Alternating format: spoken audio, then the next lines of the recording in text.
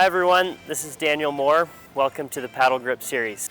Today we're going to talk about how to hold your paddle in general, as well as how to grip the paddle on each of the shots that we're going to work on. That includes forehands, ground strokes, backhand, dinks, and volleys.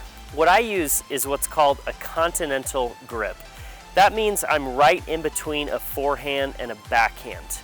So if I hold my paddle with my left hand like this, and I take the V of my hand and put it right on top of that paddle, now I'm holding it like I would hold a kitchen knife, straight up and down.